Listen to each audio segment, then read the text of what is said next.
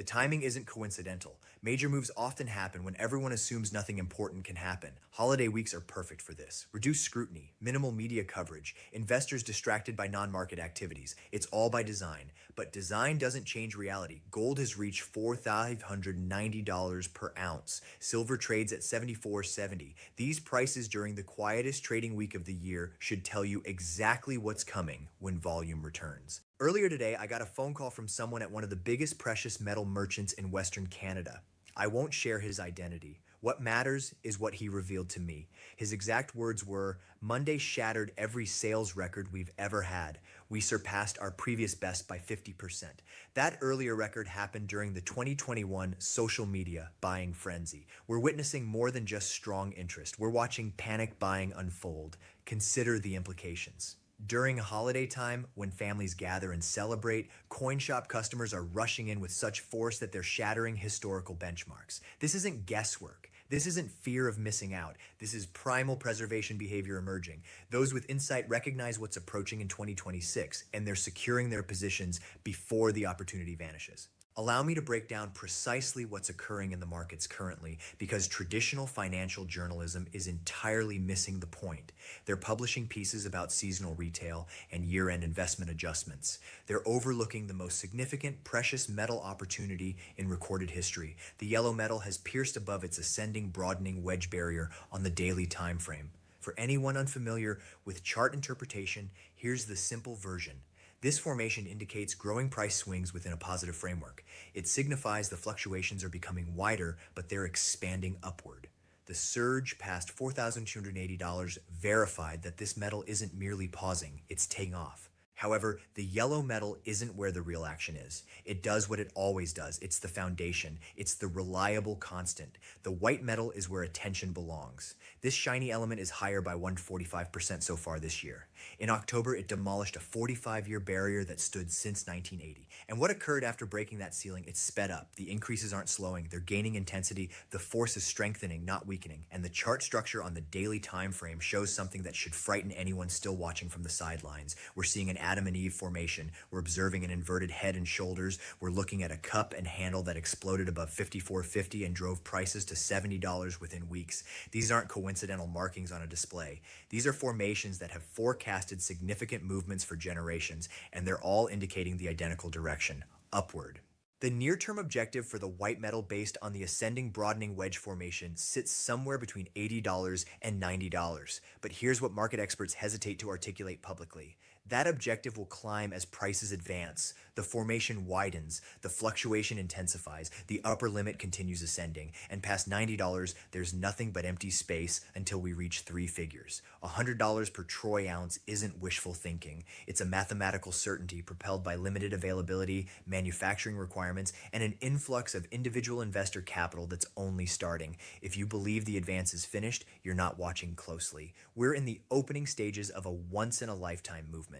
Now, allow me to clarify why the holiday scheduling of this advancement is so crucial, because this is where the snare has been positioned. The exchange activity right now is minimal. The major players are absent from their workstations. The automated systems are operating on default settings. In typical conditions, shallow participation creates erratic, aimless movement. But that's not our current situation. We're watching the yellow metal maintain near $4,590 despite minimal activity. We're seeing the white metal rest at $74.70, not because liquidation force is building, but because purchasers are preparing before the subsequent climb. This is remarkable. In shallow conditions, valuations should be exposed to retreats. They should be drifting downward as the absence of purchasing force allows natural decline. Instead, valuations are remaining solid. They're stabilizing in a narrow band, gathering momentum like a tightened coil. What does this reveal about underlying interest? It reveals that purchasing power is substantial. It reveals that whenever valuations decrease, even marginally, purchasers are prepared to acquire the commodity. It reveals that the protective capital movements into these metals aren't a passing occurrence driven by news cycles. They represent a foundational transformation in how investors perceive these holdings.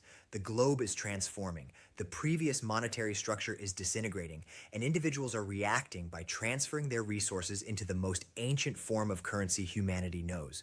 This won't cease in January. This will intensify.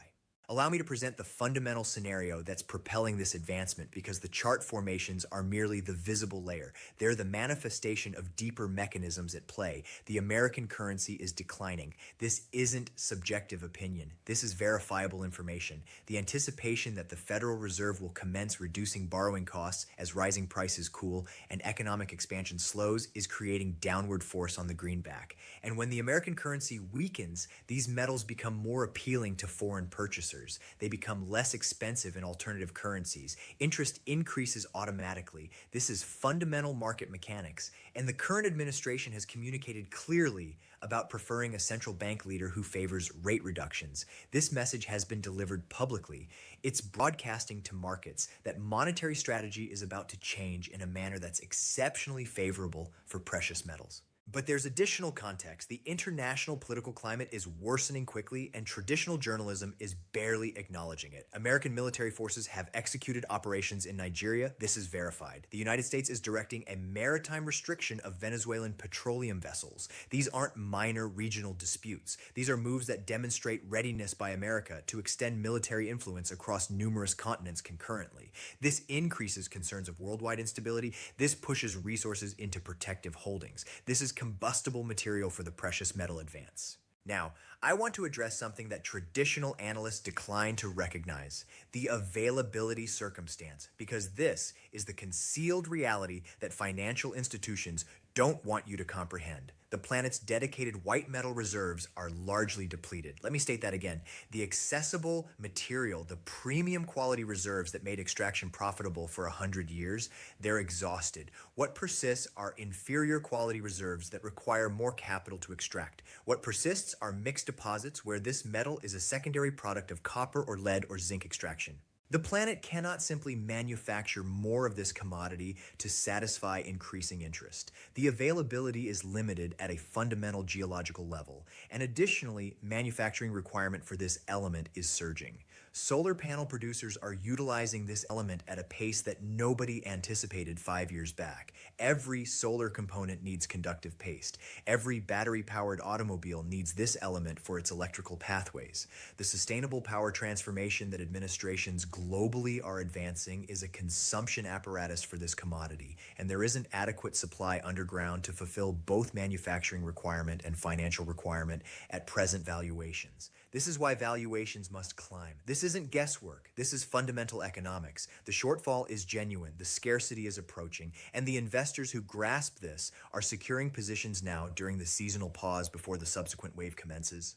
I contacted another informant yesterday, an administrator at a retail precious metal network with outlets across Canada and the northwestern United States. He revealed that commodity units sold in December are higher by 150% versus 12 months prior. 150%. The individual investor is awakening, the modest purchaser, the individual who enters a dealer with several $100s, they're overwhelming the market.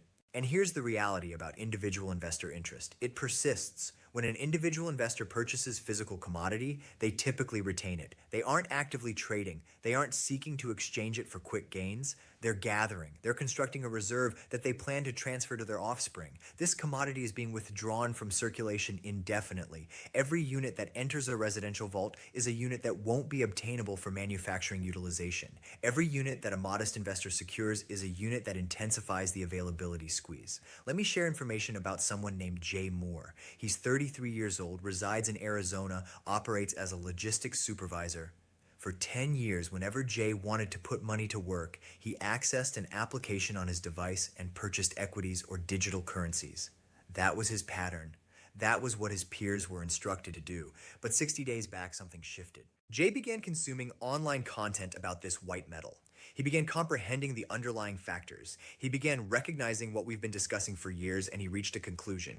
He entered his vehicle, he traveled to his neighborhood dealer, and he acquired his initial 3 units of physical commodity for approximately $150. Since that moment, Jay has gathered roughly 60 units of ornaments and currency pieces. He secures them in a residential vault. And when I questioned him about his intentions, he articulated something that should alarm every financial institution that's been controlling this market. He stated, "I understand the valuation is climbing rapidly, but I have zero intention of liquidating." J isn't unusual. J represents the visible portion of a massive phenomenon. There are thousands, potentially millions of individuals just like him throughout North America who are experiencing the identical understanding. They're understanding that equities can become worthless. They're understanding that digital currencies can be compromised or prohibited. They're understanding that financial accounts can be restricted. But this white metal is physical. This commodity is authentic. This element has been currency for 5 millennia, and unlike electronic holdings, this metal can be secured, defended, and transferred to subsequent generations without any third-party exposure. As Jay expressed it, I simply want to possess something real where I can safeguard myself and assist my relatives after I'm deceased. That isn't the declaration of someone chasing gains. That's the declaration of someone who has abandoned confidence in the existing framework, and when millions of individuals abandon confidence simultaneously, the requirement for tangible holdings becomes astronomical. There's another account I want to present. Michael DeCrane is 46 years old, resides in Indianapolis, operates as the operations director at a video conferencing corporation. For him, gathering this commodity began as a pastime to experience with his 7-year-old child. They would visit dealers during journeys, 5 or 6 locations across various states, just to examine what they possessed and include a piece here and there. It was a connecting activity. It was something physical and an existence of displays and alerts. But throughout the previous 8 years, Michael's pastime evolved into a substantial holding. He gathered approximately $60,000 worth of pieces and ingots. And here's what makes Michael's account educational. He was monitoring the yellow to white metal proportion. This April, when the yellow metal was exchanging at roughly 100 times the white metal, Michael identified that the white metal was historically underpriced. He purchased more. Then, as white metal valuations jumped and that proportion decreased, he liquidated approximately half his holdings. This is what informed capital does. They don't just purchase and maintain blindly. They monitor the connections between holdings. They identify when the white metal is inexpensive relative to yellow metal and they gather. Then when it outperforms and the proportion tightens, they secure gains or exchange into the yellow metal to maintain their buying capacity. This is the approach I've been instructing for years, and it functions. The yellow to white metal proportion has been declining consistently as the white metal outperforms. At the 1980 summit, the proportion decreased to approximately 15 to 1.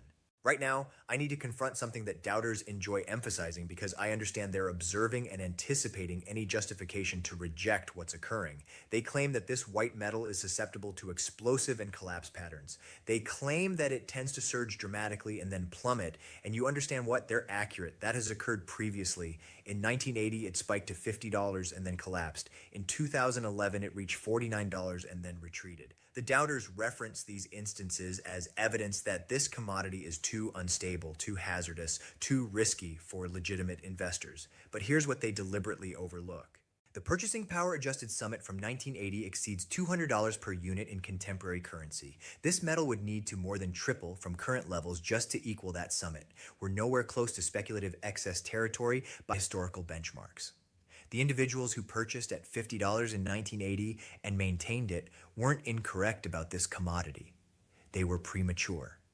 And being premature in a long-term positive market isn't an error. It's an advantage. The inquiry isn't whether this metal will experience a retreat at some moment. The inquiry is whether you'll be situated to benefit before that retreat occurs. And presently, with valuations at $74.70 and the technicals indicating $100, the potential reward versus potential loss is overwhelmingly favorable for purchasers. Allow me to guide you through the technical levels that matter currently, because accuracy is essential when you're maneuvering a market this unstable. On the 2-hour time frame, this commodity is exchanging just beneath the peak of its ascending pathway. We observed a formation with an extended upper tail around 75.40, which indicates hesitation, but not genuine liquidation. This is beneficial. This is the market regaining composure. The valuation is maintaining well above the 50-day exponential moving average near $70, which is functioning as flexible foundation. The pathway that has directed this metal higher since mid-month remains unbroken. Any decreases are acknowledging the center of that pathway. The initial barrier level is $75.40. Beyond that, we have $76.90, and the upper pathway objective is $78. On the lower side, foundation sits at $72.65 with stronger foundation at $70.50, which is the previous consolidation area. The relative strength indicator is in the high 60s, displaying robust force but cooling from excessive conditions. This is precisely what you want to observe in a healthy upward trend. The approach here is straightforward. Purchase decreases near $72.70 with a protective exit beneath $70 and an objective of $76.90. That provides you a potential reward versus potential loss proportion that any expert trader would appreciate. For the yellow metal, the scenario is equally favorable. Now, allow me to clarify why January 2026 will be explosive, because the arrangement is ideal. During the seasonal period, precious metals have been gathering energy. Activity is minimal, but valuations are steady. The optimistic investors are gathering quietly while the major institutions are absent. When the fresh year commences, multiple events occur simultaneously. First, institutional capital returns online. The speculative funds, the retirement funds, the government wealth funds, they all come back to their trading workstations with fresh capital to allocate. They examine the charts, they observe the breakthroughs, they observe the force, and they enter aggressively. Second, tax-motivated liquidation concludes. Throughout December, some investors liquidate losing holdings to balance capital gains. This generates artificial liquidation force that suppresses valuations. In January, that force vanishes. Third, fresh year allocation choices are executed. Investment boards convene and determine how to arrange for the approaching year. With equities expensive, bonds producing less than rising prices, and international risk climbing, precious metals become an evident selection. The capital movements into these metals will increase dramatically.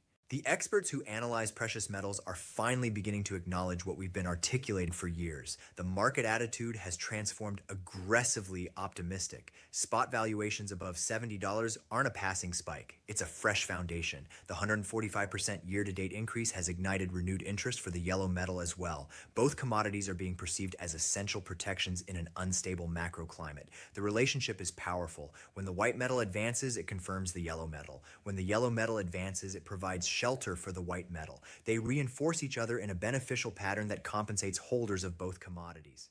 But here's what troubles me, and I need to be transparent with you about this. The exchange activity in derivative contracts linked to the iShares Trust has surged to the maximum level since the social media powered surge of 2021.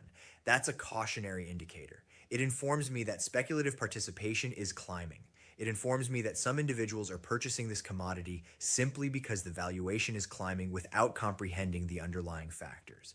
This category of purchasing can create violent retreats when the force diminishes. I'm not claiming the advance is finished. I'm claiming that instability will intensify. There will be days when valuations decline 5% or even 10%.